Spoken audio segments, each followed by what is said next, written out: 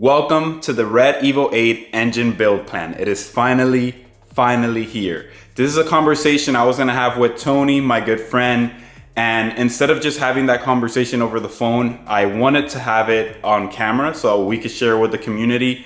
And my goal with this engine build is for this to be a community engine build. So I want your input, your feedback. This video and this conversation is more for the Evo enthusiasts, the OG community. So without further ado, this is the conversation I had with Tony to plan out this Red Evo 8 engine build. Enjoy, guys. So this is a long time coming. I have Evo Tony here, and the purpose of this, it's not even a podcast, it's more of a video, but I'm just gonna post it online, is because Tony went through what I went through. For those of you guys that don't know who Tony is, there's a full video on my channel that basically explains everything about you, what you've been through. Basically, just everything overall. Tony did a full build on his Evo 8, and I'm gonna go through what he went through. And so my idea of this is like, dude, I wanna have a conversation with you. Instead of having the conversation on the phone, we could probably record something, and then this could be valuable for the community, for the Evo 8, Evo 9 community. And I'm pretty sure you have a lot of little nuggets and pieces that a lot of people could learn of. So welcome to my humble, evolved garage. Yo, to be honest, bro, it's dope in video and Instagram, social media, YouTube, whatever, but in person it's really jaw dropping. Super OCD spec. And man, this is really nice. Really nice. I appreciate it, man. A lot of work went into it, and it took me again, I feel like I keep delaying the Red Evo 8 build. Hey bro, listen, man, this it looks like a lot of thought and process went into here, so I appreciate it, super man. clean. Appreciate it. OCD spec. So tell a little bit about you, who you are, for those of you guys that haven't seen like the documentary on Tony's build. Like, what's your past and what cars you have right now, so people understand who you are. So like Chris said, my name is Tony Chinea, but people dub me as Evo Tony. That's always been the nickname the community's always gave me over the years. But man, since I can't even remember how long it's been. I've been around Evos probably since like 2004, because one of my best friends in Jersey had one growing up in high school. So the blue one, right? The blue Evo 8. So ever since, like, he's like, hey bro, here's $10, take it to the show and put $10 in it. Like,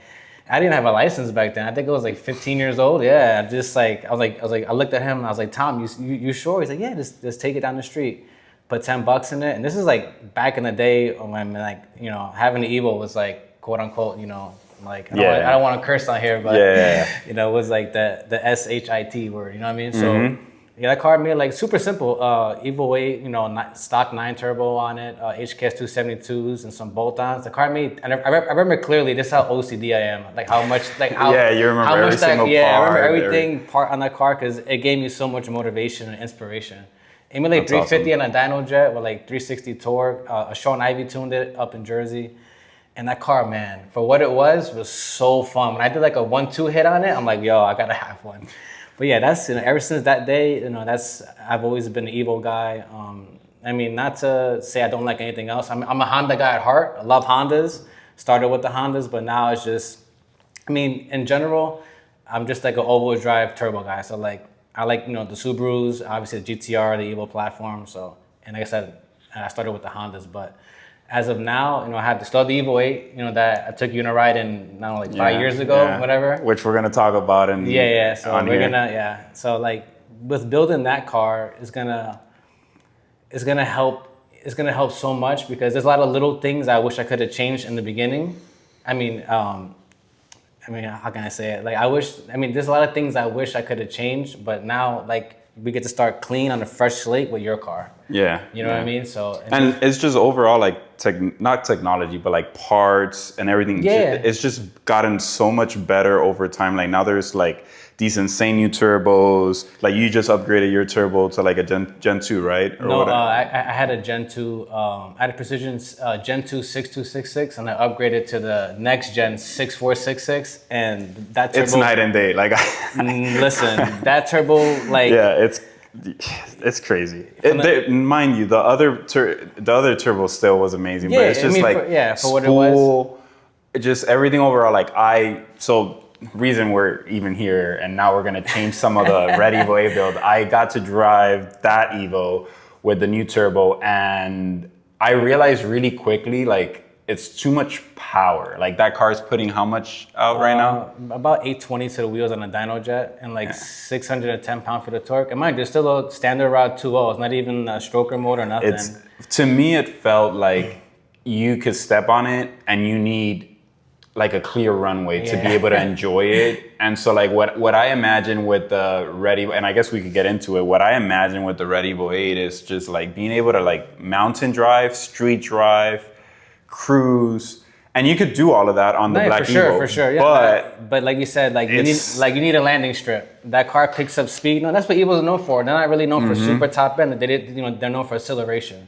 Yeah. So, but yeah, you're right. That car, you need a lot of space to really enjoy it. It just is scary. Like, imagine you're in a mountain and that car builds boost. Like, I'm telling you, like, I babied the car. Like, I didn't even send it. Like, and you just feel like you're going so fast, so quickly that you just run out of road. So like, if I was in a mountain or on a canyon, we live in Florida. There's no canyons. I think the highest level in Florida is like 300 feet above sea level, which is crazy. So, like, if I was on one of those roads, like, I wouldn't be able to do anything. And let's say that I wanted to track the car.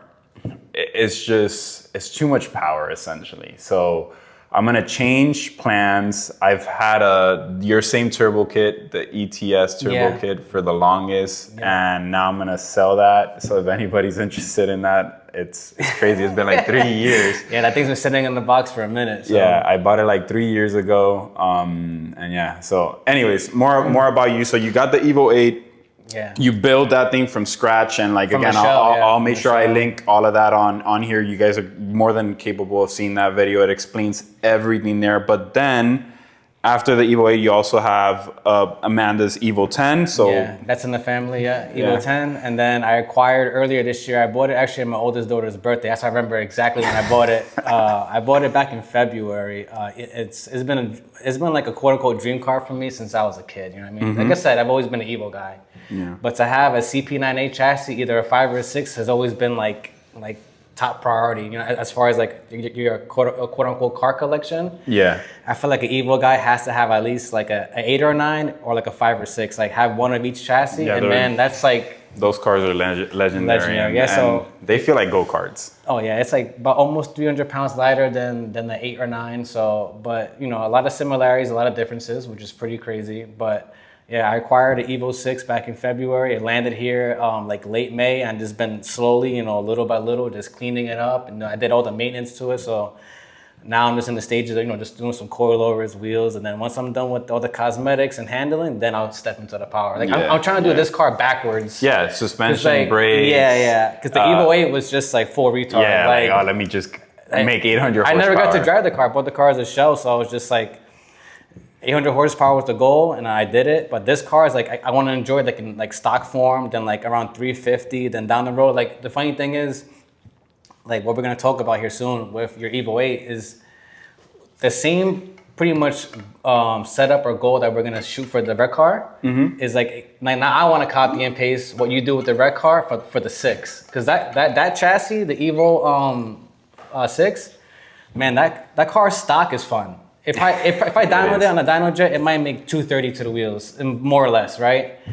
That Maybe car, more, man. that car 500. Japanese. Yo, that car 500. Japanese cars. I don't know what they have. The Red Evo feels like it. I compared it to the GG, and the GG, my graphite gray had 425. This is supposed to be stock, and it was staying there with the GG, and this car, the white one, the Evo 6.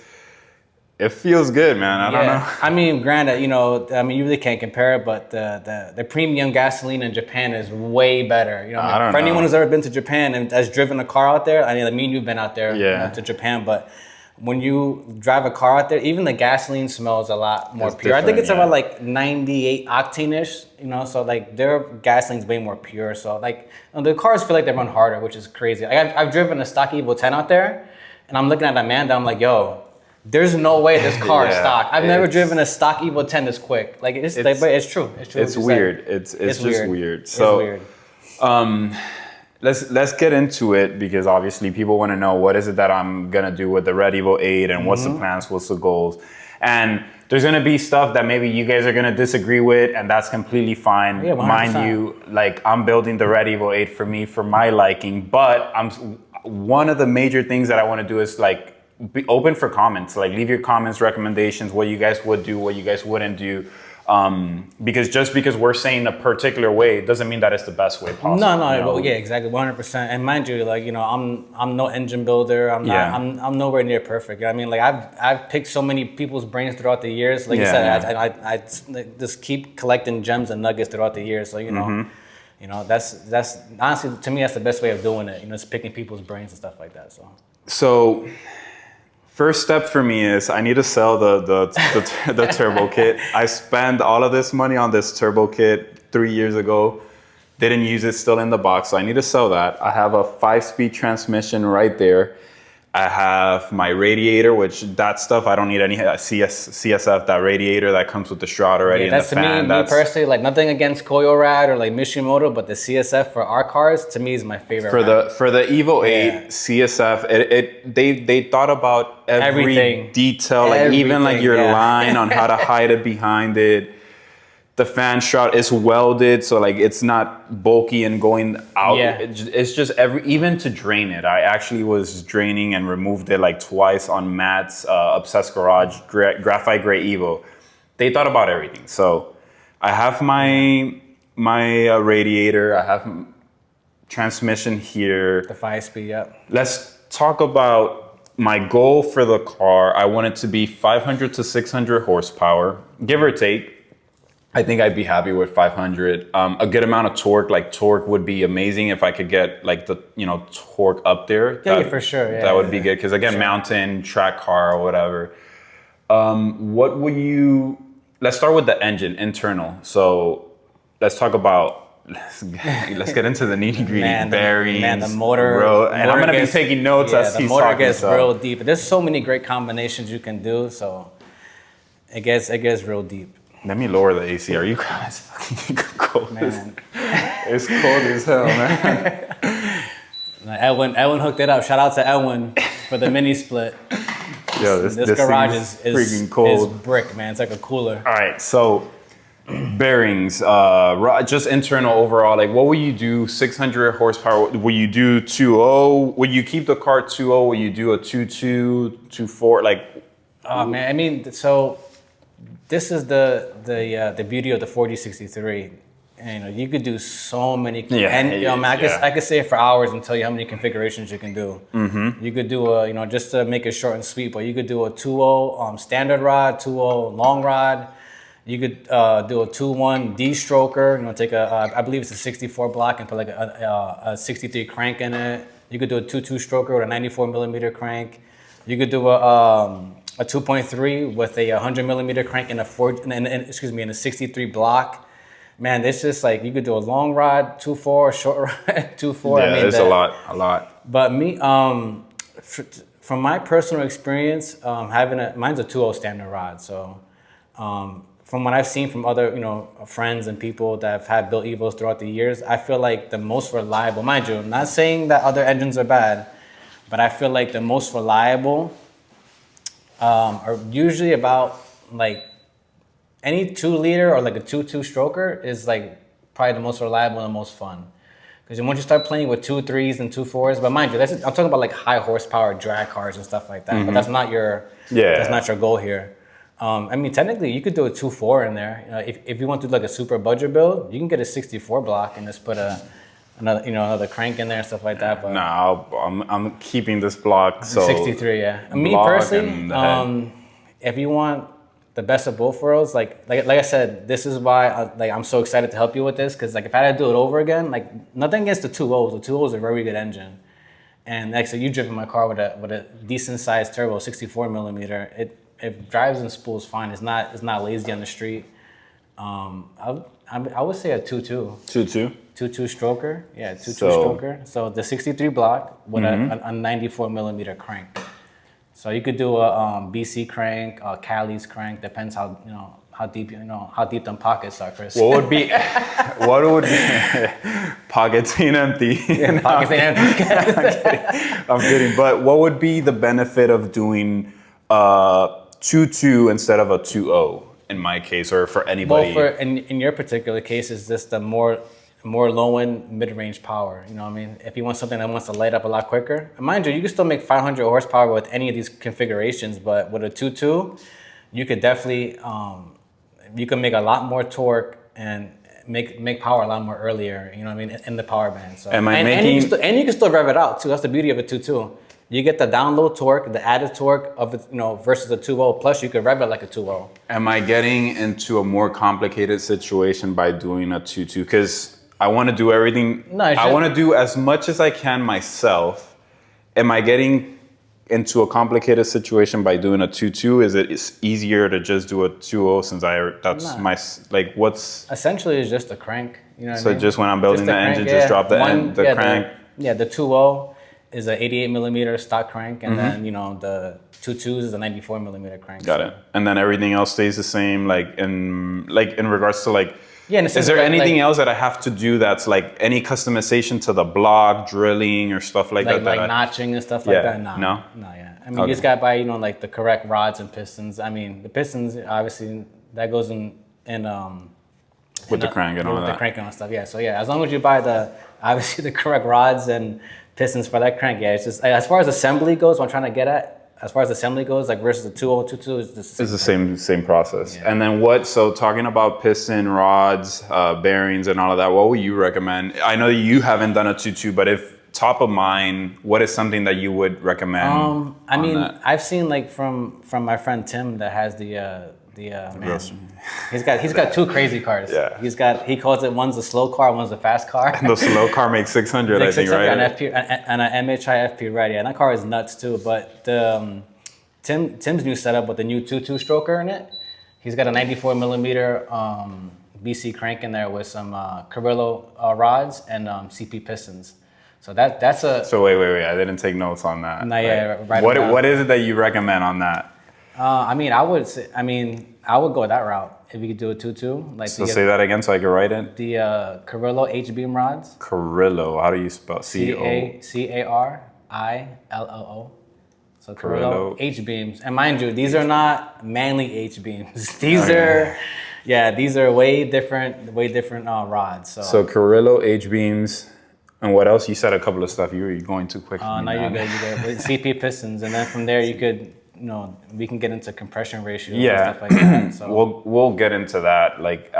I just want to get what parts I want or what parts am I going to do for the engine. So after this, just so you guys know, today's Saturday. My goal is to tomorrow Sunday start working on the Ready Boy and take the engine apart. So this guy's not playing. Well, it's been a long time coming. Dude, I'm not playing. They've been calling me Mr. Capper. You, JDM SAS. You should be wearing this hat. Yeah, exactly. So I've been buying parts and expensive parts, mind you, for a while. And I'm like, I'm going to do the Ready Boy. And then I ran into the Evo 10, which was a beautiful find. That car was a journey. That was amazing. Then I moved. Then I was like, okay, as soon as I move, I'm going to do the Ready Boy. And then I started doing this garage. It took me forever. I think now I'm at a point where I could do it and I have the space, the garage is built, so. Now you got the Evo 10, put to the side, that's already knocked out, that's finally done. So now you can finally focus your time and attention on this Ready Boy, so. Dude, I'm gonna turn off this AC. I'm freezing in here. So CP pistons, Carrillo H-beams. And then with the H-beams, with their rods, I believe it's the 3/8 car, they're called car bolts. That as far as the rod bolts go, car bolts, like CARR or CAR, bolts. Yeah, I believe it's like I don't know if it's the standard size that comes out of the box, but yeah, it's a 3/8 a rod bolt. Okay, and then bearings. That's personal preference. Yeah, what do you recommend? I've seen people use ACL race bearings. I've seen people use King bearings. What do you have? I have ACL bearings. What does Tim have? You don't know? I don't want to lie. I don't want to lie to the camera. Oh, we'll ask him because I I could find out, but so bearings and yeah, King or ACL. I have the ACL race bearings. You know what I should do? I should put this on a spreadsheet, not on a note, because what I want to do, and we're not gonna make this super long. I want to maybe get this done in like the next 40 minutes. What I want to do is like we're gonna price stuff out like top of mind. Why is it making me? And see what more or less I'm looking at cost-wise, because that's gonna. Well, you'll save money on labor. Yeah, I'll try to do everything myself. The only things that I don't think, not that I don't think, that I know I'm not gonna be able to do is one, machining. Like obviously I need to take it to the machine shop. Yeah, for sure. Painting the engine bay. So this is gonna be a removal of the engine. Every little bracket piece is gonna be restored. Zinc plates. So I won't be able to do zinc plating. Machine shop, and then the paint for the engine bay because it needs to be resprayed. Yeah. So there's quite a few. I mean, not quite a few. There's a few things out of your reach, but yeah. So wait, let me put this on a spreadsheet so I could put a total amount. So we said 94 millimeter crank. Then you said Carrillo H beams. Carrillo H beams. Then what pistons? CP pistons. Piston rings. Bearings.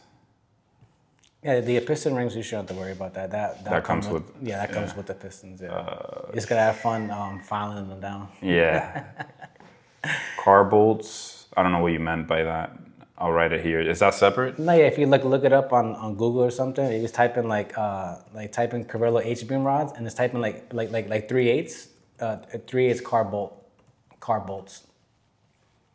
And then 3 right there, 3/8 car bolts. This stuff? Yeah. That's a good rod bolt for that connector rod. We'll figure it out. So car bolts, and then what else we have here? Yeah, I already wrote bearings. So what are we looking at cost-wise for this crank, give or take? If I'm like, you're like, oh man, it depends. I feel like this is gonna get expensive. Like the Cali's billet crank is expensive. Type in 63 crank. Yeah. Crank. Oh man, that's gonna be expensive. You said what company? You could use Cali's. Yeah, Cali's. It's billet, so anything billet is not cheap. Stroker billet, crankshaft. Whatever, I'll look this up later. I don't want to waste people's time. So no, yeah, you can. I'm not going to be able to do the pricing stuff, but I'll do it later. And then I guess I'll share it at the end of the video, what the total amount is. So that basically, is that the block? Yeah, I mean, and mind you, this is like, you can still do more research and see what see what other options there are. I mean, you can still do a 202 and have fun with it. Yeah, that's up to you. I mean, the benefit of the 2.2 is just the added torque down low. Which that's what I want. I want something torquey, something that spools super quick. And have the top end. Yeah. So that's the benefit of having. That's the best of both worlds. So. Yeah. Oil pan. You have the Moroso pan. Which, man, I have my comments on that one. Everybody, and if you guys have a Moroso, whatever oil pan, it's so common for all the Evos to have it. But the fact that you buy an oil pan and you have to sand down or adjusting so it could seal properly, in my head, does not make any sense whatsoever for a product for you to have to modify it, sand it down or shave it and do all of this stuff, use silicone so it doesn't leak. Like, just make a good product. No, it's not. It's a great pan. The thing is, like, when you seal it, so like the best thing is like have it out of the car and have it flipped upside down, right? Mm-hmm. But the thing is, like, some people, they put the pan on a lathe to make sure it's like 100% flat. And the thing is, it's just like, for whatever reason, I don't know if it's quality control or whatever it is, but it's like the stupidest thing. Yeah, where the pan seals underneath the oil pump, that's where it leaks from. You know what I mean? And then like there's certain studs you gotta put RTV, the gray silicone on some of the studs. So, but don't get me wrong, that pan It's good, yeah. It's very good. Like the oil stays where it has to because it's got a built-in trap door. So when you floor it or you're taking corners, the oil is always in the sump, always in the pickup tube. So I'll write it down. Yeah, it's a great pan. So maybe we need to make our own oil. You need to get a product. So the product is good, but then you still need to do extra work just to make sure that it's straight. Like no, well, they'll seal correctly. It's gotta make sure that it's flat, but as long as you use the right amount of Permatex, the gray silicone up front, like they won't leak. I've seen so many things. Man, like I've seen people, yeah, exactly. Like they'll seal it up, and then they'll people get lazy, so they'll just put silicone on the outside. Like I've seen so many. We ain't doing that. Yeah. You're better off just taking the whole thing off. But like I said, it's the best thing to do is while the engine's obviously out the car. Flip it upside down. Like let it sit overnight for like 24 hours, let it cure or whatever. The Permatex stuff, the Ultra Gray, but. I mean, you could even use Honda Bond. Honda Bond's very good as well. It's good, very good silicone. But yes, as long as that front part right there underneath the oil pump has the right amount of silicone in there, like it won't leak. It won't leak, yeah. Got it. So is there anything else that I need to think about for the block? The balance shaft delete. So shaft. There's two ways you can go about it. You could put like a race shaft in there. I believe GSC is the one that sells it. Like GSC has like a race balance shaft that you put in there, or you could do the OEM Mitsubishi. It's called the stubby shaft. Mm-hmm. That's what I personally have in my engine. I think STM sells that. I can't remember what it costs. I think it's like $30. I forgot, but. That little stub shaft, it works perfect. So yeah, I'll get into what either or. I've seen them work both with no issues. Are we missing anything else on the block or? The pan, crank, balance shaft delete. It's crazy when you think about it. Like it could be it could be complicated, but it's so simple. Like what an engine is, and like obviously it's already there's all the clearances and all of that stuff, but like it's a crank, it's pistons, it's simple. Like it seems simple. We're gonna see how simple it is. But I think that's it, right, for the blog. And now, what about the head? Well, and besides something OEM timing belt, water pump, everything OEM. As far as timing belt, OEM 9 timing belt. Has Kevlar in it, so it's really strong from the factory. Stock Evo 9 timing belt. Interesting. It's a Kevlar belt, yeah. So some people like to use the Blue Gates belt or whatever, but me personally, just go OEM. Now Evo 9 belt has never. I've known so many people over the years that run 9 belts on 1,000 horsepower cars, drag cars. To me, OEM. I've always done like water. For all of these parts, like important accessories, dude. I remember I did for my thermostat. I don't know, the car was overheating on one of those autocross days for the graphite gray. I actually remember that video. I bought like a freaking AutoZone or whatever. No, it was Mishimoto or something like. Dude, I think the lower temp one. It was horrible. Like it. Yo, Mitsubishi, honestly, bro. Listen, Mitsubishi is weird with like thermostats. I don't know if you know this or you guys know this, but like. So everyone knows like the 4063 from the Evo 4 to 9s, they have a lot of similarities, right? Same engine technically. Well, the 9 has the Mavic, right? So you could put that to the side. But if you look at the 4 to the 8, right? It's the same 4G63 engine, but bro, listen, the Evo 4 through 7 has its own water pump. The Evo 8 has its own water pump. The 9 has its own water pump. The 4 through 7, I mean, they all share the same, like crank and all that stuff, but the internals are different, like from the factory. But like they even have different thermostats. Like the Evo 5 has its own. Evo 6. Well, the Evo 6. Hold on, I don't want to mess this up. The Evo, which model was it? Well, the 6.5. No. The Evo. So what I have, the Evo 6. The 7 and the 9 is the same thermostat. Evo 8 has its own thermostat. So like mine. Yeah, it's confusing. Yeah, when I did the thermostat and the Evo 6, I put a stock quote unquote 9. Evo 9 it's thermostat. The same exact one. Got it. And even put a 9 timing belt on it too. So I guess that's all the same stuff. But. Got it. So they do some weird stuff. It gets crazy, and so that's why I think, like, again, not many people are gonna probably sit here and watch it. But like for the people that are maybe doing an Evo build, I think that all of this information it's just valuable to share or whatever. Instead of me just gatekeeping and having a conversation with Tony about it. And like you said, if you guys have any suggestions in the comments, please feel more than welcome to drop anything. You know what I mean? Like 100%. I said, mind you, we're not perfect. Yeah, I'm not an expert builder or whatever it is. This is for everybody, for the community to learn and grow. You know what I mean? So 100%. So let's talk cylinder head. What are we doing there? What do you reckon? Like I said, how deep in the pocket? So let me tell you what my rookie. I guess I don't know. I've been doing Evos for a while already, so I'm not a rookie anymore. But what I've always wanted to do, and so don't let this kind of send you any type of way, is S2 cams. Like I've always loved the way that they sound. Ain't nothing wrong with that. Yeah. S2 cams, and then all of the like just the common GSC stuff or what. I've always wanted to do it because it's easily obtainable. It's what everybody does. Yeah. But what do you? Proven.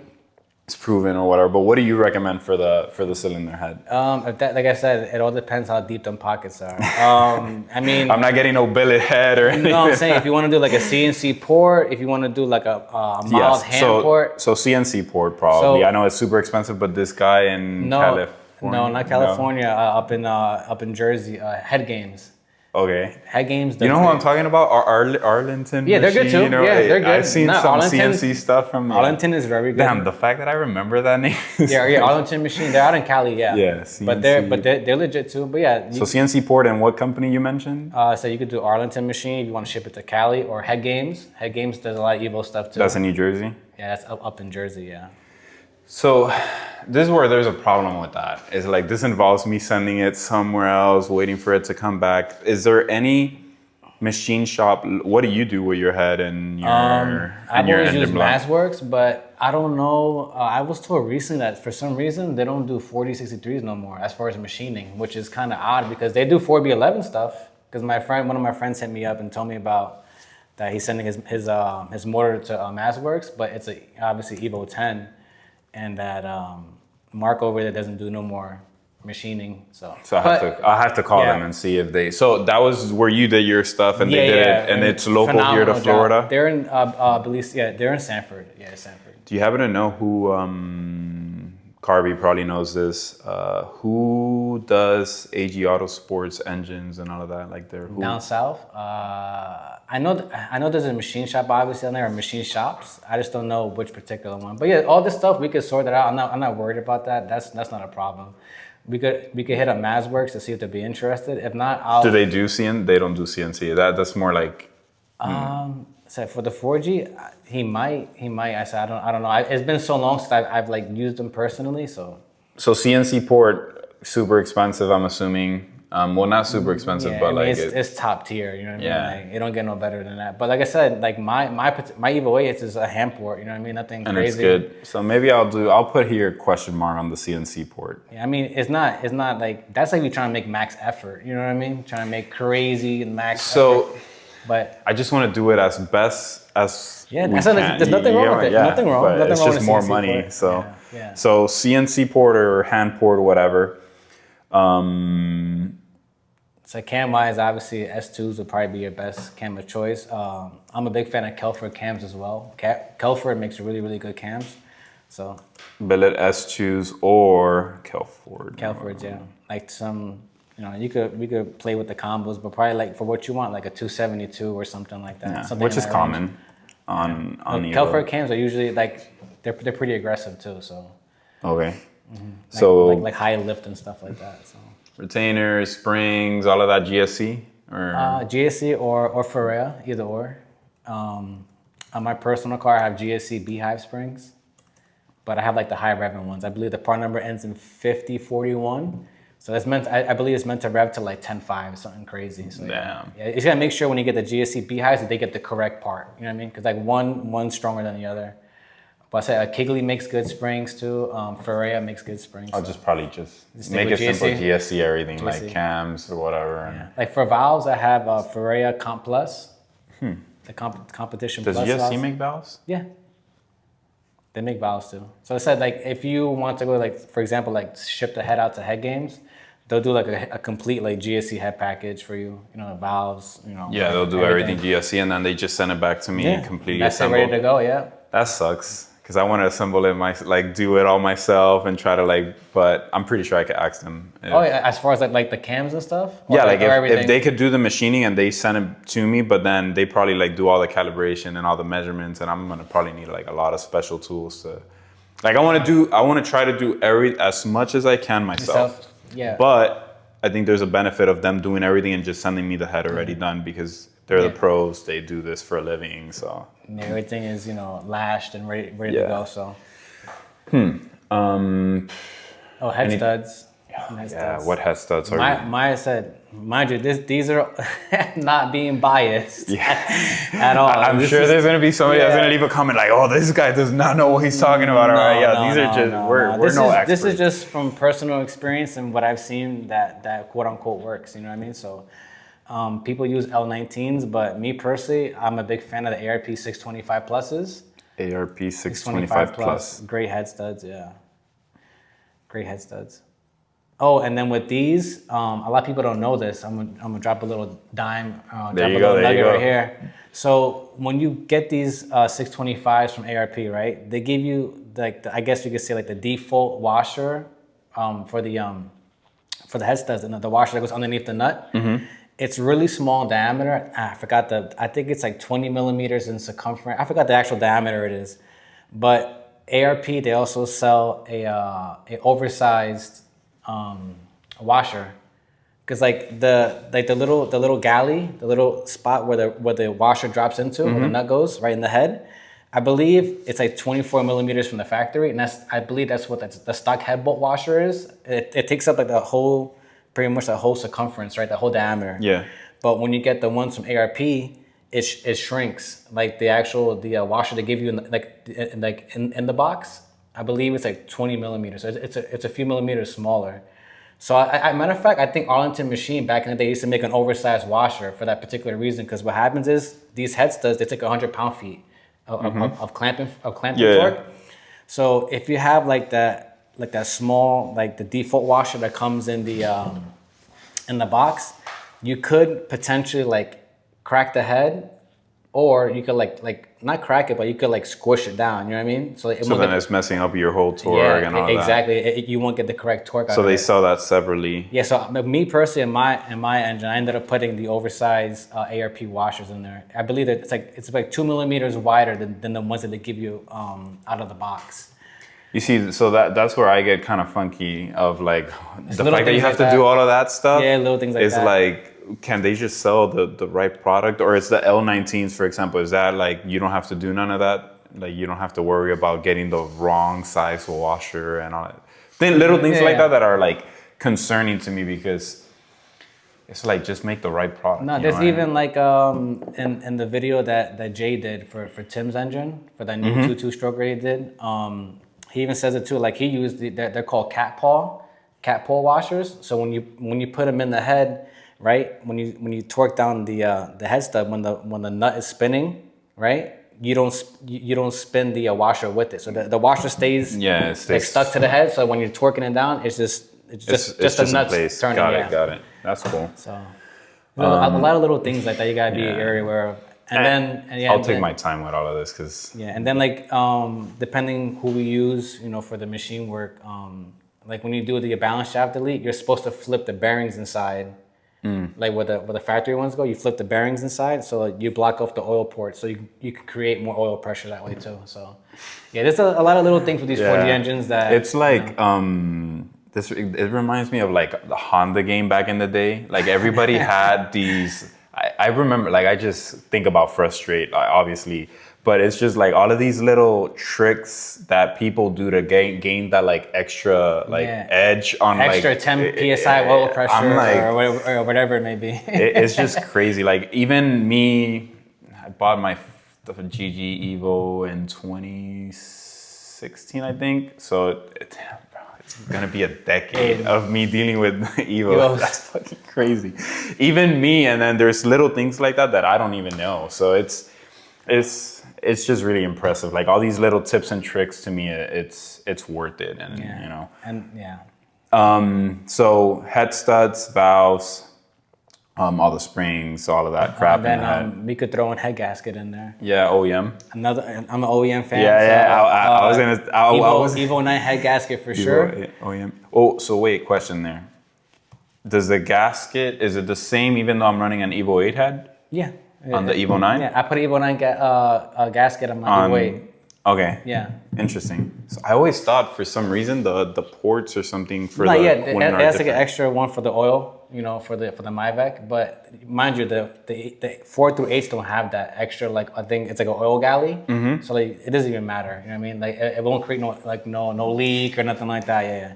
There we go again. Like it's like those little things that like I didn't even know. And the thing is too, the Evo like 4 to 8, and I'm pretty sure the older 63s are the same way, but it's just like for the Evo 4 to 8, they have a 3-layer MLS gasket from the factory.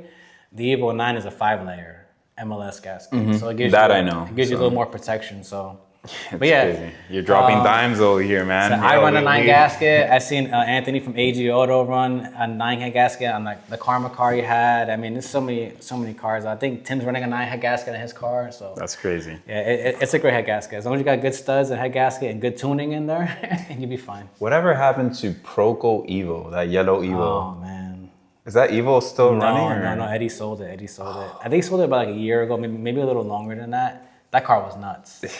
That car, I remember that car, FL2K. Yeah. You remember? Man, like, Eddie was like the one that started the sequential wave. Like he was on the sequential wave years ago before like all the Honda guys have it now. And I need to go to his pizzeria. I think he wrote to me or somewhere. He was like, "Oh, you need to go to." He's good people, man. Yeah, I need to. Yeah. Anyway, sidetracking. So head gasket, Evo 9, but then I'll get like I think Mitsubishi sells. I'm probably gonna get this through you. Like that gasket kit where like it comes. Oh, the master kit. Yeah, where every single gasket gets replaced, intake manifold, exhaust. There's like so much stuff in there. It's crazy. So I put here gasket kit. Now stepping away from the head, obviously valve cover. I don't know if I'm gonna keep the OEM one. I know there's a lot of companies that are so many carrying valve covers now, and like we got PRP that makes them. What's the other one? Frontline Fab. There's a couple, there's a couple billet ones. Yeah, there's all types of. Ozzy and Glenn have them. I know Ozzy got the newer one. It looks real good on his. Yeah, I remember him sending us. Shout out to Ozzy, man. Super clean. Evo 8, OG. Man. Oh, that's super a real OG, man. Love that car. I love that. Yeah, that car is just like he's like us, man. Just OEM plus, very simple. It's crazy to me how long, like.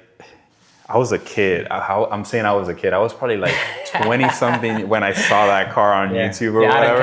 Out in Cali. What's that dude's name? The YouTuber out there, Matt Moran. What I don't remember. I forgot the dude's name.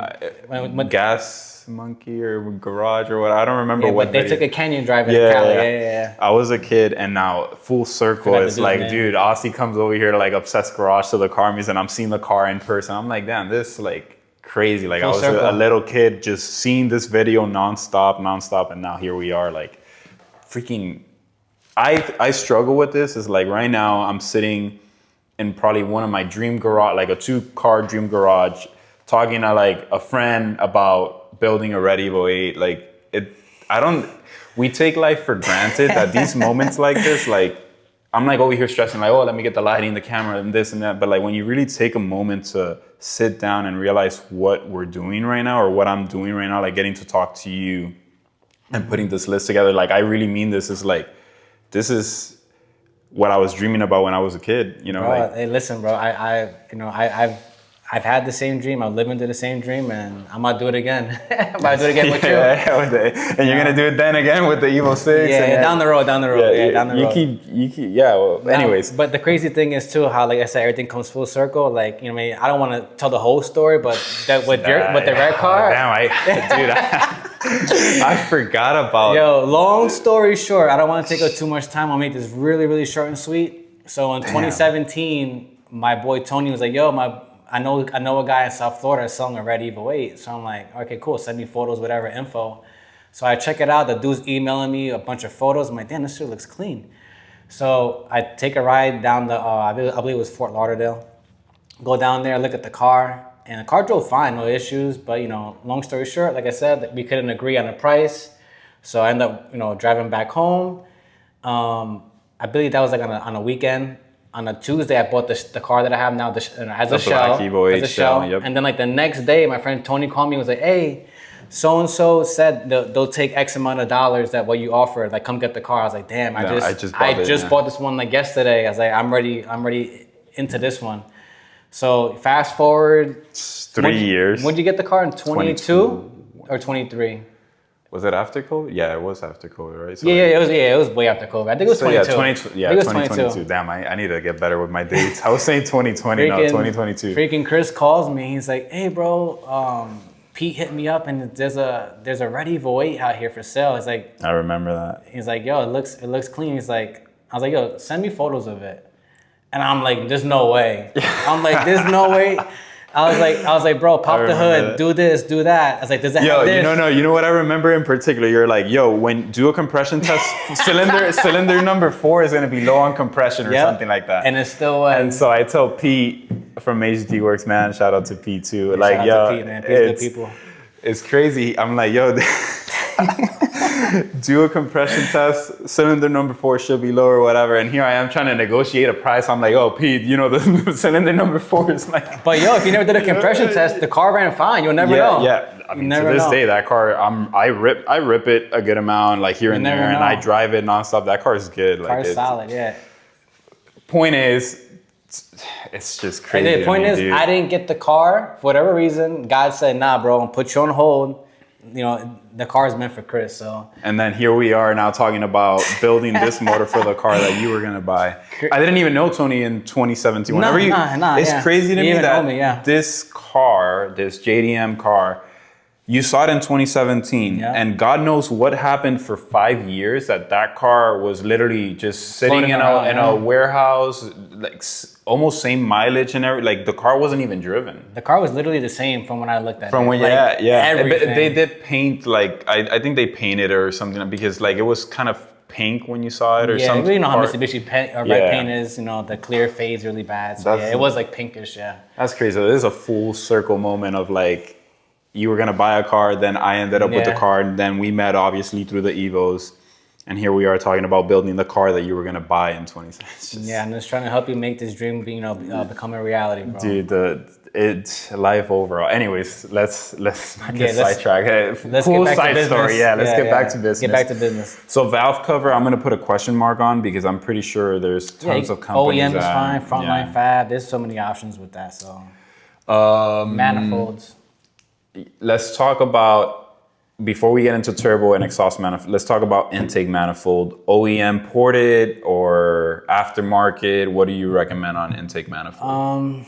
Man, rest in peace. Shout out to Kurt Brown, man. That dude used to do he used to build crazy engines, and his porting was insane. Phenomenal. Yeah, I remember. Like even on my car, my car makes power up to like 9K, and it's a stock manifold, stock 65 millimeter throttle body. It proves. But the good thing with a stock manifold is like the runners are long. So the longer the runner is, the more torque you can create too with them. So what are so we have OEM ported. OEM ported, or which who does it nowadays? I think like I know Boostin does it. I believe I don't know if STM still does it, but like Boostin Performance. Yeah, I think Boostin or STM they still provide it. And then there's aftermarket. What is there? Skunk 2. Yeah, Skunk 2 is a great manifold. With a 70 millimeter throttle body on it. You know what I mean? So that's a great option as well. Question mark again. Yeah, there's no need for like a Magnus V5, nothing crazy. Yeah, or like the AMS. It's not gonna be a drag. Yeah, it's not gonna be a drag car. Like honestly, a ported stock manifold. Ported stock manifold and throttle body will be like more than sufficient. Something that and we're gonna get into some nitty gritty questions here. Something that I noticed on the Japanese intake manifold. I don't know if I told you this before. I know what this is called. What is it? What the SAS system? With the analog stuff? No, not even that. So we're gonna get to that once we talk about the turbo. Analog. Yeah. Well, it is. It's better than some of the Burple whatever tunes that people do. But anyways, bank stuff. On the JDM intake manifold, there is no, I'm forgetting the name of it, freaking sensor that always goes bad. Map sensor. There is no map sensor on the intake manifold. It's literally just welded shut. Like not welded, it's just flat. It's just flat, yeah. I know you're talking about. So where is the map sensor on a JDM car? I don't know if you know the answer to this, but I remember seeing that because Pete sells the little adapter. The adapter for the Hall Tech and all of that stuff. And I'm like, oh, I'm going to do a Hall Tech. I'm going to do this, going to do that. And I'm like looking at my car. I'm like, wait, there's no holes. There's no nothing there. So. You can always get a USDM one. I mean, they're fairly cheap. Yeah, but I mean, you know what I mean? Like, it's weird. Like, or if you want to tap that one, you could tap it too. But why? Where is it? Like, do they not use a map sensor? Well, they use a math, right? But the thing is, like, how do they? There's got to be a map sensor. Yeah, we'll figure it out. We'll figure it out. I've never personally even looked at it like that. I've never looked. I need to show it to you after. Yeah, cars are but I'm pretty sure it has to have a map sensor somewhere. So OEM probably or a Skunk 2. Evo intake manifold, that's fine. Let me put here or Skunk 2. Yeah, either or. Those are great options. Mind you, this is for your particular power goal. Yeah. I mean, there's other great manifolds. Every manifold has a reason. Oh no, never mind. What are you gonna say? Gato? Man, no. I'm gonna throw some. Shout out to Artec. I don't know if you've heard of Artec. I think they're in Australia. Are they in Australia? I think they're Australian. Shout out to Artec. He's always emailing me to like get some parts and stuff like that. Artec on my Evo, and like he brought up the intake manifold, and we're gonna get to the exhaust manifold and turbos and stuff like that. What about they have a crazy carbon fiber? Hold on, pull it up, dude. I've seen him with them make the like the exhaust manifolds. Dude, wait till you see this. What? Yes. Oh, there goes a spot for the map sensor. Dry carbon. Oh yeah, there you go. So I could probably get this. I could reach out to. That is and the crazy thing is, obviously out there in Australia, everything is a JDM market. So. Dude, look at that. I'll put a picture for you guys to see. Dude, but look, see how long the runners are on it? Yeah. That's like an OEM one. That manifold looks like it would be nuts. Okay, so that looks crazy. If the budget was unlimited, is that billet in the bottom? Yeah, it's a billet with carbon. That's wild. Yeah. So what's the US price on it? Is that an AUD? Dude, is that US dollars or AUD? Know. Let me see. Because Australian dollar is higher than ours. So Arctic Performance, shop by make, Mitsubishi 4063. Yeah, 2000. Yeah, USD. Yeah. 2000. So $2,000 for steep, but it's a really nice piece. That honestly is really nice. And especially since I love carbon fiber, I'm gonna do like carbon fiber. Like I have a front lip, it just matches the floor or whatever. Anyways, damn, I'm gonna put Artec in there now. I'm gonna reach out to them and see if we could do something, get something to work out. Yeah, Artec. Intake manifold. I've never seen one here in the States, so that'd be pretty wild to like at least be the first one or one of the first ones. Yeah. That is I like how the runners are nice and long, like OEM. I think it's longer than OEM, so that probably help your engine make a lot of torque. And bro, in Australia, I don't know if you've seen those like drag races that they. Oh, bro. Listen, all of these Evos are like insane. like I've said it, and I'll continue to say it, and this is my personal opinion. I feel like Americans and Australians build like the wildest and the best Japanese cars when it comes to like drag racing and stuff. Australia like that. has it. They have some. They're so close to Japan that they get like. They're closer than us. Yeah, they get the connects for like I have a friend. And I know her by her IG name, but like, she gets all of these Japanese parts in Australia, and I'm like, can I like for us to get it now? Even with tariffs, it's just like so much harder. Yeah. Like shout out to my boy Brad out there in Australia. He's got a super clean Evo 8, but he's helped me source a lot of stuff for the 9. For the 6. From Australia, because they have all the parts. Yeah, but they have them like brand new. I'm like, how do you have this stuff new still? Story, man, this is gonna be so long. Crazy. We need to make this short. You remember TEs, TE37s? Yeah. Ours came from shout out to Charles at Lambspeed too. Dude, Lambspeed Racing. Charles is a good dude, man. The TEs I have on the 8, I got from him too. Dude. I remember like everything was getting discontinued. All these colors are discontinued, and I'm like, yo, Tony, I'm gonna get these. What was it? It's not diamond silver. What titanium? Mercury series no. silver. What did I get? Titanium silver, I think. Yeah, titanium for silver. the red, and we're like, oh, that color's discontinued, and then Lampspeed, he's like, oh, I could get it for you. I have and it in stock. I have it in stock. I can ship it to you. That's when I got the dash white ones, the 18s. Everywhere it was out of stock, and he had everything. And then, dude, kid you not, like from Australia, we got it like in less than a week. So, about like 5-6 days. It was just crazy. It was wild. It was crazy. But anyways, so intake manifold, I'll figure out throttle body. Like I don't know if I that's all dependent on what intake manifold I do. So injectors. That's like Pepsi or Coke. You know, when it comes to FIC or ID, that's like as far as the Evo community goes, those are your two options. So either injector dynamics or fuel. What I like about FIC, I think they're right here in. Yeah, they're in South Florida. I don't even think they're in South Florida. I think they they're moved. Like, I don't know if I think they're 2 hours away from here, 3 hours. I think West Palm or somewhere like up north, South Florida, because they were far away from me, and I was in. I mean, from here is South Florida. From here, oh yeah. Mind you, he's not at Homestead no more. Yeah. So whatever, and then so what size injectors is what I'm getting at. I mean, you don't need nothing crazy, like nothing like 2150s or 2000s. I would say 1700s will be more than sufficient. 1700s. Because I believe FIC for our cars, they make the 1650s, and then ID makes the 1700Xs. Both are great injectors. Yeah. That comes down to like tuner preference. You can ask, ask Carby what he prefers, and then go from there. But I've seen success with both manufacturers. Matter of fact, I have the FICs, 2150s in the 8, and then Amanda has, I have ID 1000s in there from my first Evo 10 from 2014. So them injectors are like 11 years old, That's crazy. Yeah, they're both great injectors. Both great. I'm gonna do simple stuff when it comes to intercooler piping and all of that. I'm probably gonna do just wrinkle black. Yeah, wrinkle black wrinkle black is very clean. Or titanium. That's where I knew you were gonna go. So Tony's like a titanium freak. I'm not a titanium freak. I am gonna do titanium stuff, polished stuff, like just silver or whatever, clean. I am gonna do. I love titanium too. But you're like obsessed with titanium.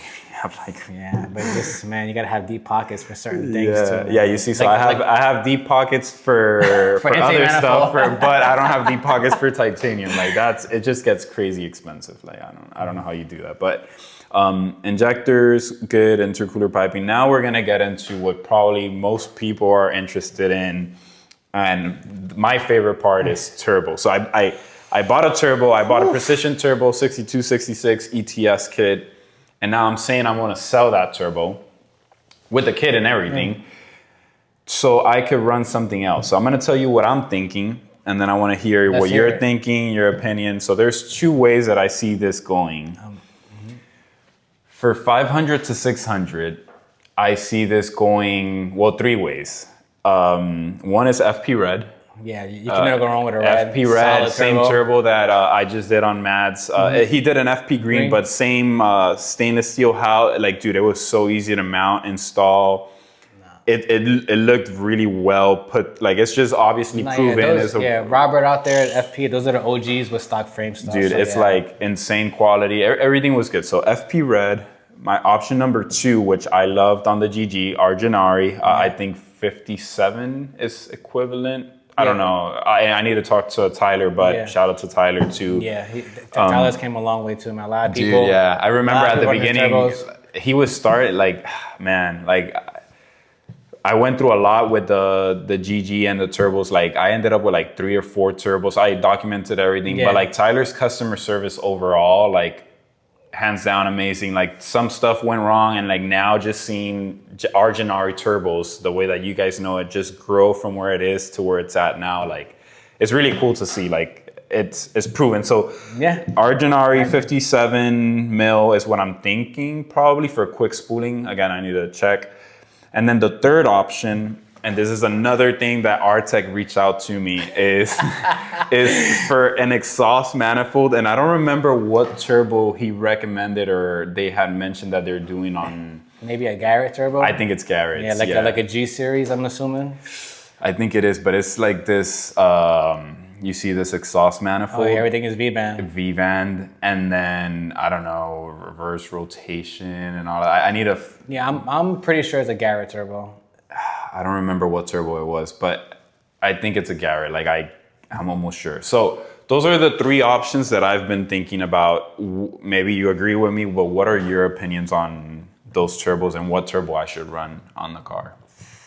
Like, well, I mean, I don't know much about the RTX stuff. Yeah, That's new to me, but I mean, FP Red is just like the OG of stock frame stuff. Yeah. That would easily get you. I mean, an FP Green would get you over 500 on the 85, no problem. But FP Red would be like 600. Yeah, 550, 600. Yeah, like comfortably in that 550, 600 mark, no problem. I'm pretty sure Tyler's turbo too, the 57 mils get you up there too, in that 500-600 horsepower bracket as well.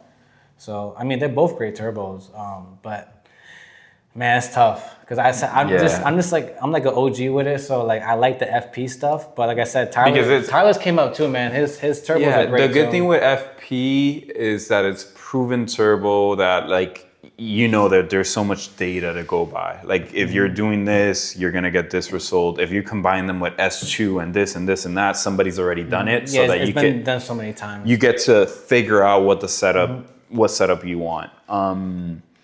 What about exhaust manifold besides the RTX stuff that I just showed to you? So there's like. I mean, the FP stuff is good. Yeah, so it's but I like tubes. Like I like yeah, like well, mind you, it's just it looks so nice when you pop an engine. Like I love my graphite gray engine bay because you popped it and it was just all black and then you see the manifold. Cool. So it's like an art piece to the engine bay. But performance wise, what manifold do you think? I don't even think STM sells manifolds anymore. It says like some weird stuff. I'm pretty sure that they still sell them. No, look, watch. It says something like they're making new manifolds or something like that. Let me see. Yeah, currently unavailable. We are redesigning these now, and they will be back online. Oh, you know, it's funny. I think Carby did tell me that recently that they are doing like a new program or something, new manifolds. Yeah. So and it's been like that for months, like a see, long like right time. There, the FP, the race cast manifold. That's out. But like this is the thing though, like that'll get you the power and stuff like that. But the thing is too, if you run like a stock manifold or like the FP one, it's like stock style. You get to keep like that 4G growl, like that rumble it has. But once you go to a tubular manifold, bro, like it's Honda B series time. You know what I mean? Like, the tone switches a little. But listen to your car. My car sounds like a Honda though. Nah, man.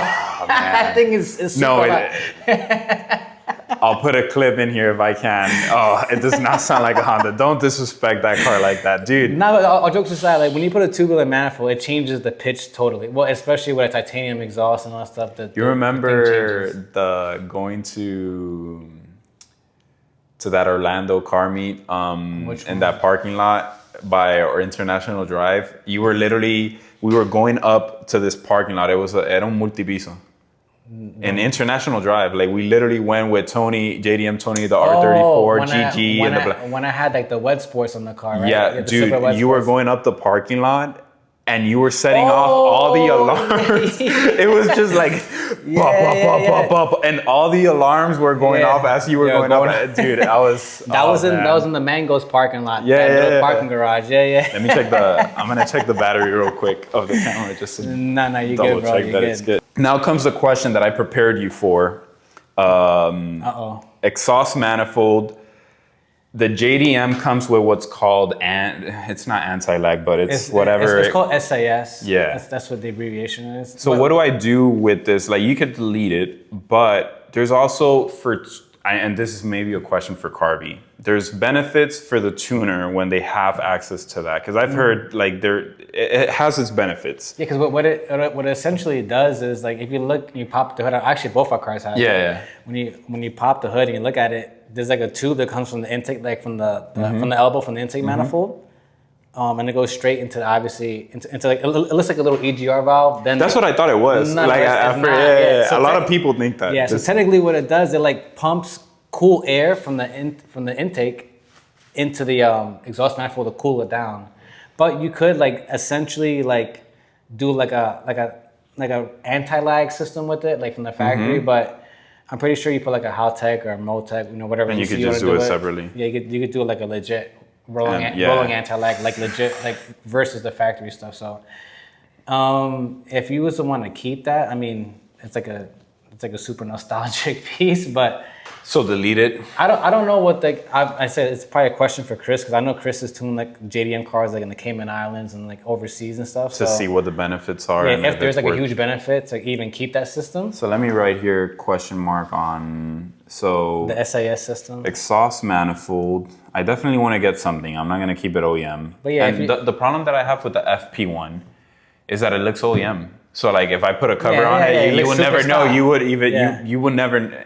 That's what's super cool about FP is that you could upgrade your turbo and your manifold and still put. I think you could still put that OEM heat shield, and you would never know that it's an upgraded turbo. I remember back in the day we used to go racing. People had like FP blacks, reds, and like spanking. They're like, people. it's stock turbo, yeah. and then to the untrained eye, they'd be like. They don't see no tubular manifold, nothing like that. And then meanwhile, the car's making like 500-600 horsepower back in the day, which was nuts back then. Got it. I'm gonna say with a Tomei exhaust. For those of you guys that hate Tomei, I'm sorry. I know Matt from Obsessed Garage hates Tomei. He's like, oh man, that sounds too loud for me. Yeah, I mean, the crazy thing is, like when people drive behind me, they're like, yo, bro, your car is like retarded loud. I'm like, really? Yeah, you like, don't even feel it. No, but like it's like super loud, just cruising. Like if I'm doing 80 miles an hour, 70. Your car is really loud. It's loud. Your car is loud. It's pretty loud. But the Tomei is like, for me, is a must, man. Especially with your chassis, with the CT9A, man, that Tomei is like superior. Yeah, so Tomei and now downpipe. I guess downpipe, it depends on what. I really like STM's kits for the FP are insane. Well, you like can it's all recirculate V-van. Yeah, recirculate it. It's all V-van, so you don't have to worry about bolts. If you want, bro, like I said, I'll get with Carby, or we'll get with Carby. I'll ask them to and see what the best stuff is. Oh, shoot. Yeah, what the best stuff.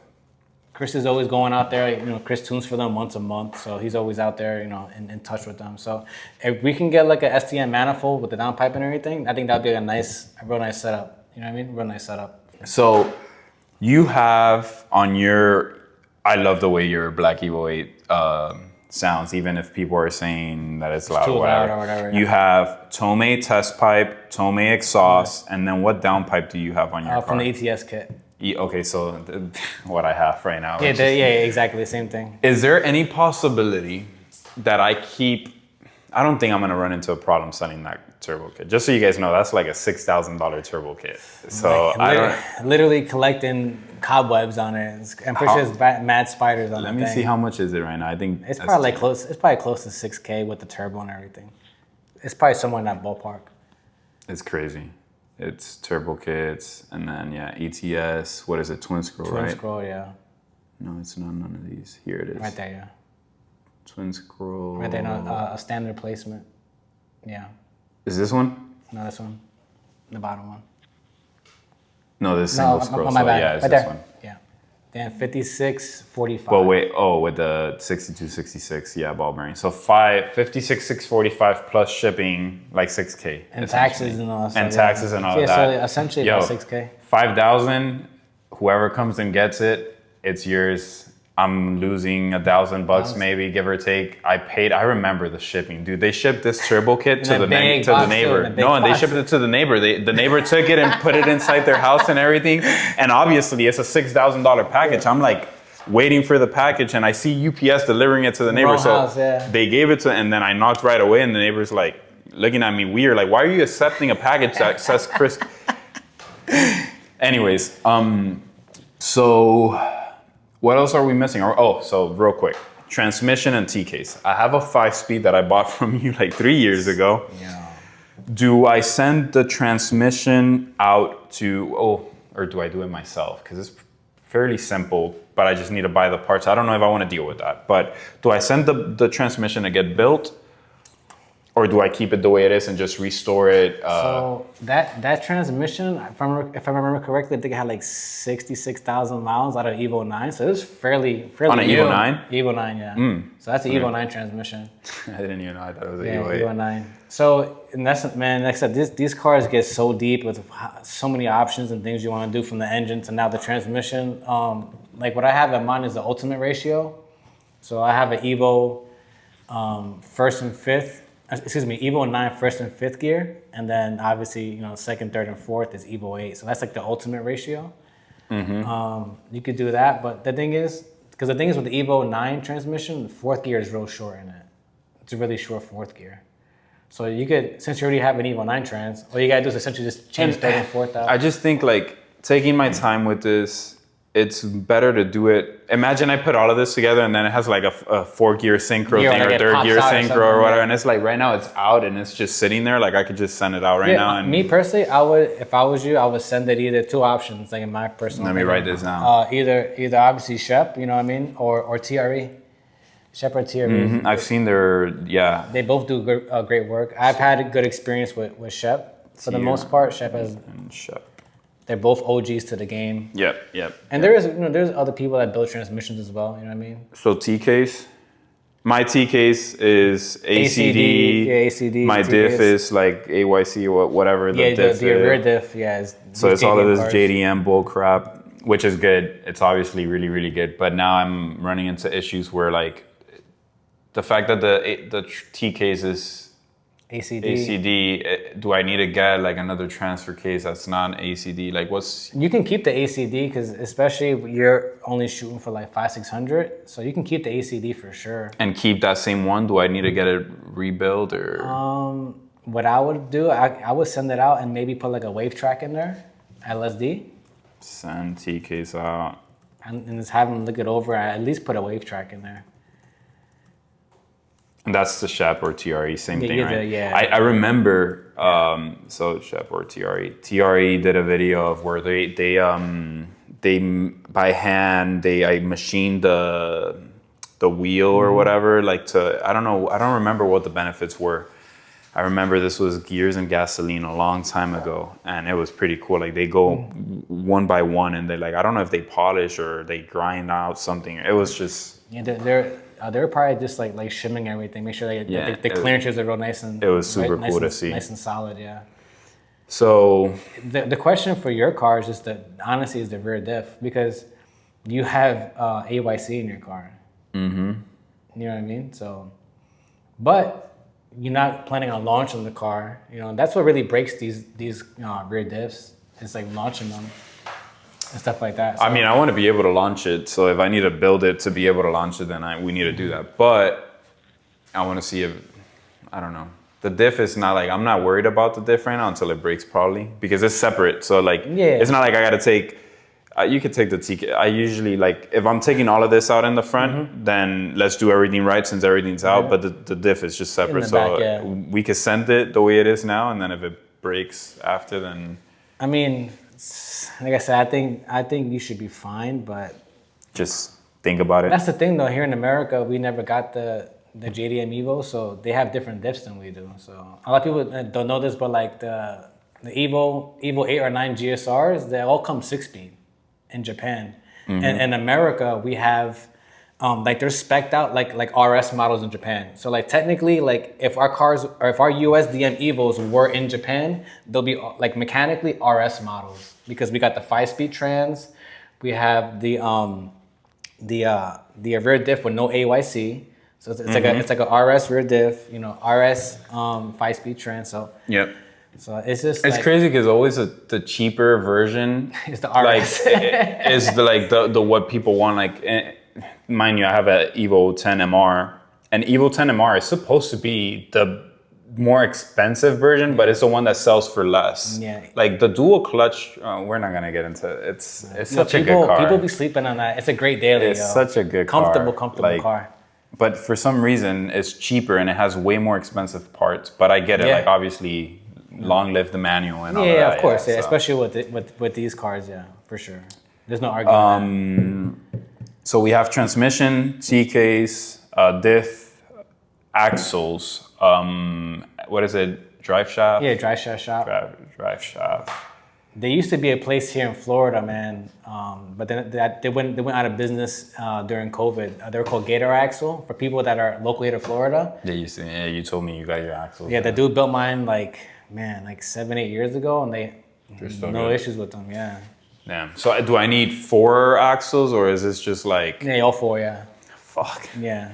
It's going to cost me an arm and a leg. That's like you going to buy a suit and like that's just you buying the pants. I remember that's like you buying the pants without the blazer. With the Technica, I remember where I was getting it. I had like this was me being a kid. I was like probably first year of college. I had the Technica and like it was doing that vibration on the left wheel or whatever. And so like I took it to an axle shop and like the guy's like, oh, this axle's bad, but most likely the other one's gonna go bad. Do you want to do the 2 of them? I didn't have any money. Like I was like, no, just do 1 or whatever. He's like, you're basically telling me to change 1 shoe. Like you're wearing a brand new sneaker and the other one is like. That's a perfect analogy. It's perfect. Yeah. So it makes sense. No, yeah, all 4. All 4. And then like you can't forget about a clutch. So what we can do for a clutch. Now that I'm making 500 to 600 Listen, bro, I've been hearing a lot of chatter out there. People talking crap about the XZD twin disc, the HD. That's the one I have. What do you mean? No, people have been saying they're garbage and they're not lasting as long, whatever. But people are starting to go to like the X Clutch. A company called X Clutch is like a new brand that's people are trying to push out.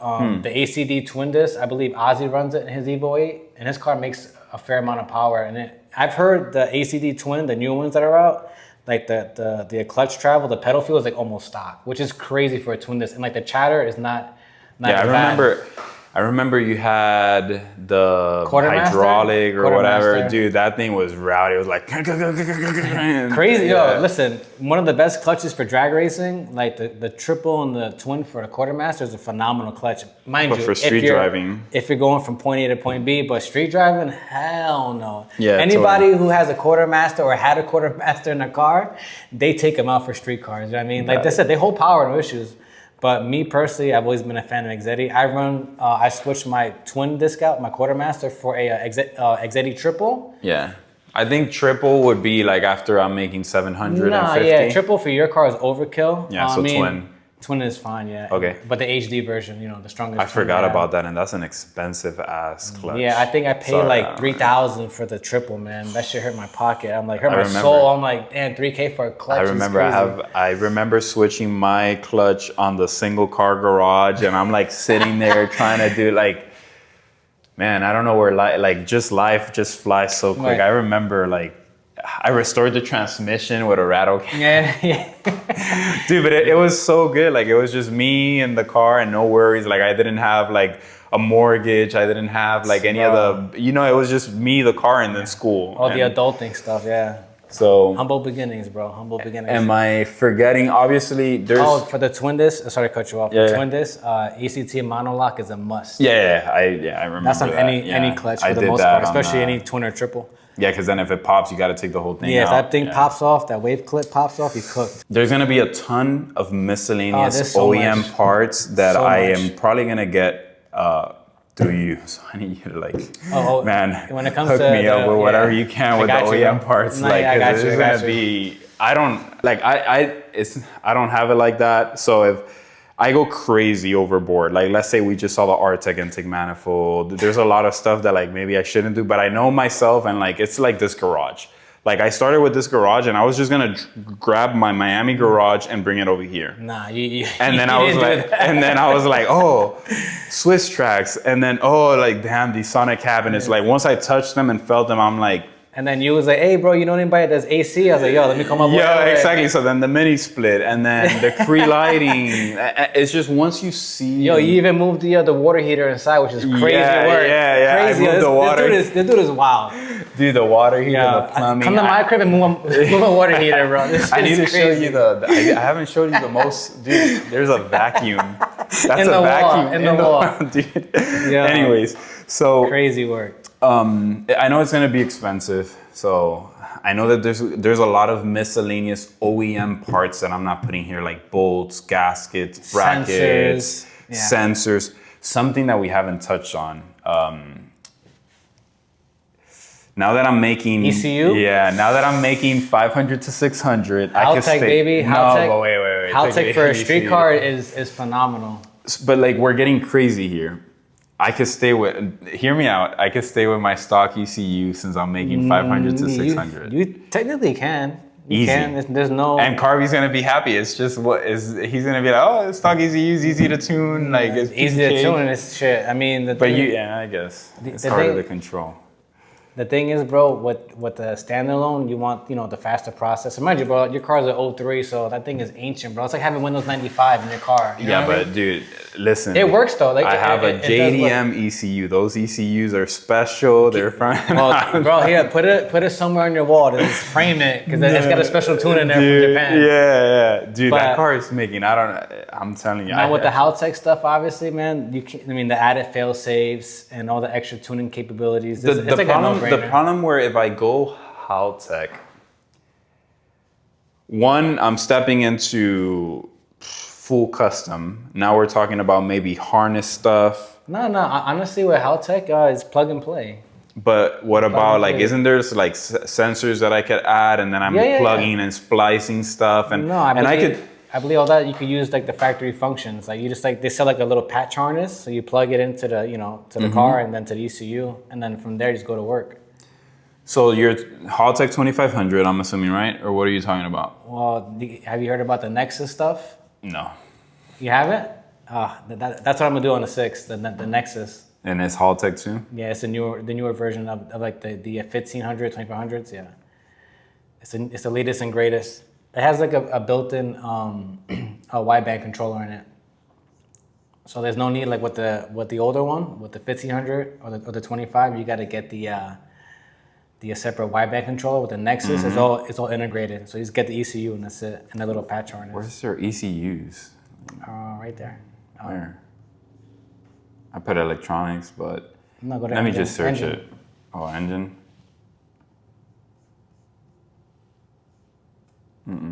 Anyways, Haltech. Yeah, Nexus. Haltech Nexus. Yeah. R3?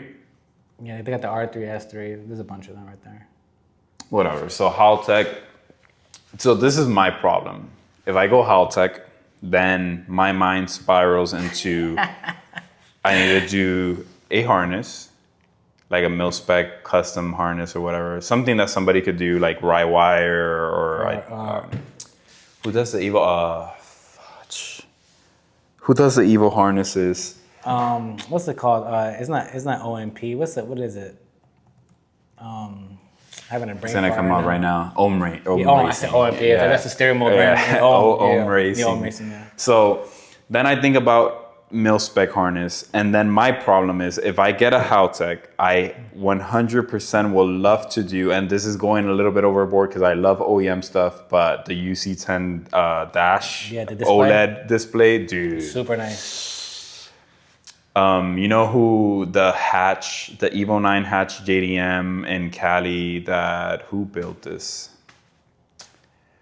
That had like the UC10 dash. It's an Evo. A black Evo hatch. No, the wagon. The wagon. The wagon. You know which one I'm talking about? That's my guy Jeff's car. The black one. Black Evo 9. The black wagon. The black JDM wagon. And honestly, I don't think that was a Haltech. I think that car was a Motec. Oh, I think it is. I but think is that dash? Car. Is that dash? Isn't it the UC10? No, it's Motec has their own version too. Yeah, Motec stuff is wild. Yeah, that's like I'm not spending that amount of money. That's Jeff's old car with the TEs, like the 15-inch TEs. That car was nuts. That car was completely. I think it made like 9. Yeah, that car was super clean. I think it made like 9 and change, something like that. But so, Haltech, and then that's pretty much it. I think we've covered everything. Yeah, Haltech for the ECU, the turbo. Obviously, you could choose. It's a coin flip between an FP Red or like a Arginari 57 mil, or you can see how the R-Tech stuff is. So you have a lot of options to play with, bro. A lot. How much do you think this is all gonna cost me, parts wise, not labor? Oh man. With your experience and with the parts that we've talked about. And I'm gonna repeat a little bit the setup, and we want your feedback, so please, by all means, leave comments and say, hey, Chris,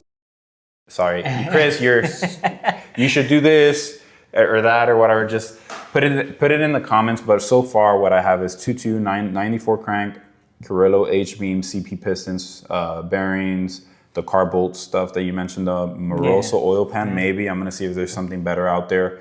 band and shaft delete, OEM 9 timing belt, all the miscellaneous stuff. Then cylinder head, CNC ported, billet S2, GSC, complete drivetrain or whatever head for the head stuff, valve and all of that. Head studs, head gasket with the master gasket kit for the whole engine. OEM or the intake manifold, we don't know what we're gonna do there. Injectors, exhaust manifold, transmission to Shep. Damn, now I'm thinking about it. And the T case also. DSS axles, front and back, twin disc with the ACT monolock, and then ECU Haltech. We'll figure out what Haltech model. How much do you think this is all gonna cost? Oh, and then engine bay needs to be resprayed. Machine shop labor. What else am I missing? That's it? No, this is like the meat and the potatoes for the most part. Like what's underneath the hood is like, because you already did like, Yeah, the suspension, brakes, all of that is done. So. Oh, and a fuel system too. Damn, like we didn't even talk fuel system. That's crazy. It's like a bulletproof racing. Bulletproof racing. They make a nice double pumper kit. Like bulletproof racing. Yeah, double pump kit. And that's with like what, two 450s. Two 450s. Yeah, okay. you could do like 2 Hellcat pumps or 1 Hellcat pump, 2 450s, two 450s, and then have one activated by the ECU. That's more than plenty. Damn, this is getting expensive. I would say. And then fuel lines.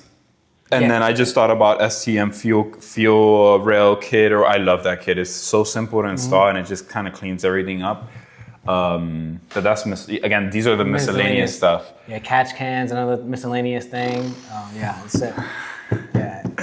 Let me put that under and I don't even know. Let me just put it here, catch can. So, anyways, with what we have so far, bro, I'm having like flashbacks like when I was doing mine. I'm gonna write something and then I'm gonna tell you what I'm writing now. What you think it is? I'm just trying to go through the numbers through my head and what it will cost for all this. Mind you, me doing all the labor for everything that I can. Man, I would say engine trans, T-case, act, man. Let's see if I'm. I can't even see the screen. I ain't looking at it.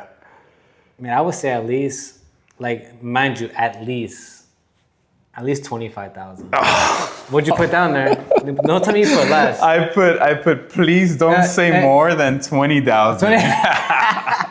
The price isn't. Well, I was being a little. You were going above a little bit.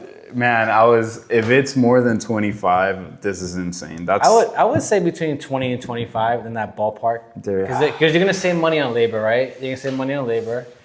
That's still so much money. It hurts me. Well, how can you say it? Like as a lump sum, of course, 20 grand is 20 grand. But I need to do this build in a few months. I don't want this YouTube series to be like this build where it's like, I want to get it done and I have a huge surprise. Like, I think I told you about it already, but like the whole goal of this build and the community aspect, like I think I told you, I don't know, I'll tell you after, but like I have a huge thing that I think everybody's just going to be excited for and surprised about. And for what you want, like the purpose of the car? The purpose of the car, and then after. Like, I think it's just involving the whole Evo community, like all of us. Like that's gonna. I don't want to mention. Epic. Yeah, I don't want to mention names, but like names that I don't want to mention. Like all my South Florida buddies, like out of state people, Aussie, like just all of us together. We're really, this whole build is gonna be for all of us to like get together. We're gonna figure that out. I'm so excited for that, but. I already forgot what I was getting to. What was I saying before? But what you're talking about right there, that would be epic. I know that, but wait, what was I saying? So like, man, with 25K. Mind you, it's a lot, bro. Excuse me. It's just so much money. Like, I can't justify. Yeah, you know what I mean? Like, it's just like, there's so many things that like, you could do, and it's funny, I'm saying I can't justify spending that money and I'm gonna spend the money, but what I'm saying is like, there's so much more to life too than just cars. Like you could travel the world, you could invest in the house. Like I could do. You could buy a house pretty much. Yeah. Essentially, you could finance. Yeah. And it's just like, man, like spending it all on the car. But again, this is my dream car. This is a car that I've like beyond all. Like I will always have a CT9A chassis, and I think same for you. You will always have one in your garage, no matter what. Like let's say I was to sell the Red Evo. The only reason I will sell the Red Evo is because I got this crazy offer, which I have, and I've said no to. And it's to buy another one and do another one. But like, there will always be one in my garage. So to me, it's a long dream. Like I play Need for Speed, Fast and the Furious, all of that. And I've seen them, or in the game, build these cars, put it. So for me, it's a dream. But 25K, man, that's. Hey, bro, you gotta, what's the saying? You gotta pay to play? You gotta pay to play. You spend that amount of money on you probably way over. I didn't want to tell you, bro. It's way beyond that. Yeah, it's way beyond that. This is like throughout hurt. the years, yeah, tweaking stuff. Yeah, it's. Yeah. I think I didn't want to say on camera how much I put into the car. I'm pretty sure. I told you before. It's a lot. I think the whole car. I think I'm not even gonna say a number. Anyways. That about wraps what the plans are for the build. And again, instead of having the whole point of this not gonna probably get a lot of views, more for the OG people in the Evo community. The whole point of this was, instead of having this one-on-one conversation, why not have it in person? Gives us a reason to hang out. You can come over here, have lunch now. Take a nice drive over here in the back roads. I had a lot of fun. On the Evo 6, there you go, there you go. Back roads. And then just share this where you guys, hopefully somebody gets some value. Make sure that you guys follow Tony. I'll make sure to put his Instagram right here while I'm saying this. Evo _Tony 24. Appreciate Make sure you guys follow. And dude, I appreciate you coming by. Anytime, bro. Dude, giving me all the information. You were willing to even do a copy paste if I was to do the 800 horsepower build. Bro, so and like I said, like going back to the beginning, you can still do a 2.0 engine, still have the same amount of like. I always tell myself, if I put like an FP Red on my car, it'll be phenomenal. You know what I mean? Even with that setup. I'm saying like the 2.2 will give you the added torque and stuff like that. So you can't go wrong with either option. Either option is fine. Yeah. Well, anyways, I appreciate it. Like again, bottom of my heart, all the people in the Evo community, all of you guys that share like knowledge with me, and you sharing. You obviously went through all of this. A lot of people in the community, like they'll gatekeep and say like, oh, I'm not gonna give them the information. You from the beginning, dude, you've been open to telling me what to do, what not to do. And like, if he sees me going a route where he's like, oh, like I went that route and honestly, I wouldn't recommend do this. You've always been open, and I think you do the same. And it's not even only because it's Chris. It's like you do this with everybody. I've been like that since day one, bro. Like, I'm just like a I like to be true to myself and then true to others as well. You know what I mean? Like if something didn't work for me, like and didn't work for others as well, and I just like relay the info, like yo, don't do this. Try switching up to this or whatever the case may be, but. Yeah, it's at the end of the day, knowledge is power, bro. The more knowledge you have with anything in life, you're gonna succeed and do well. So, like I said, there's a lot of little things I wish I would have changed, like stupid things, like the valve cover setup, the catch cans and stuff like that. You know what I mean? Stuff like that. Yeah. So, well, appreciate your time, man. I know you drove a good amount to be here, and hopefully, again, you guys got some value out of this. Tomorrow, I think. The build starts. Tomorrow's the day? Yeah, tomorrow I think I start ripping this apart. Maybe not, I don't know. I gotta record one more video, but hope you guys enjoyed it. We're finally here. We're like at most maybe a week or 2 weeks away from me starting the series. So and like I said, once again, how I stated earlier, if you guys have any suggestions or from personal experience, whatever, throw it down in the comment section. Like turbo setups, engine builds, like everything we discussed, like it could be anything, clutch, injectors, like what's worked for you, what hasn't worked, you know what I mean? Because I said, everything that I'm speaking of is based off my personal experience, that I've had throughout the years. So, and then plus what I've seen that's worked through the years, like Tim's car, for example, that sequential car. That car is so good. Bro, that engine was together since like 07. Dude, that to me, you know what I mean? Tim's car is like goated for me. That car is like even his FP Red car, like his slow car is he's he's an example. His car is like a great example. Anyways, so let's close it off. Thank you guys for watching. Make sure you guys subscribe, like, comment, all of that stuff. If you guys have any questions or anything like that, don't hesitate to leave them down in the comments. And like always, stay safe and keep grinding. Take it easy, guys. Thank you.